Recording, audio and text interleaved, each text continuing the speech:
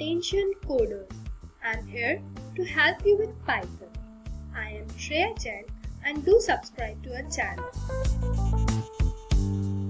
Python is a cross-platform programming language, which means it can run on multiple platforms like Windows, Mac OS, etc.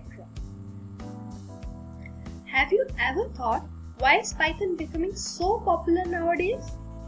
Let me tell you, Python is an open source, its syntax is easiest and is used in various ways like in image processing, graphic designing and 3D modeling. Python was made by Guido van Rossum. It has a translator software that converts code into machine code. Hey, have you heard of IDLE? IDLE is Integrated Development Environment, which means that it features in running and supporting our code. You will never be able to run a code without IDLE. Python has its 3 versions. Python 1 was published in January 1994. Python 2 was published in October 2000. Python 3 was published in December 2008. I hope you are clear with it. Coming to next topic, we have keywords. They are the reserved words in Python. We cannot use a keyword as a variable name.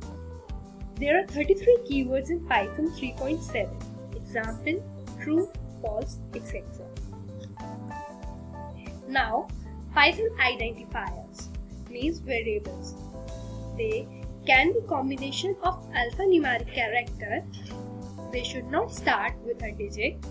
Special symbols like @ hash cannot be used, can be of any length,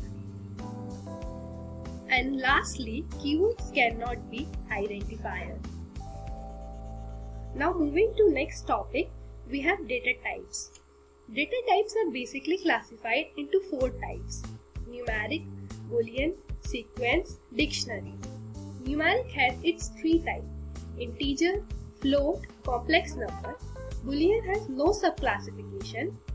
Sequence have also 3 subclassifications, which is string, list and tuple. And dictionary also don't have any further classification. In it, mutable data types are list and dictionary, and immutable data types are numeric, string and tuple. There is another data type which is set, which is ordered unlike list and tuple. A set does not allow duplicate object to be stored. Now let's move further. We have different type of operators like arithmetic operator. Arithmetic operator like plus, minus, multiply, division, modulus, floor division, etc. We have comparison operators like greater than, less than, double equals to, not equals to, less than, equals to, etc.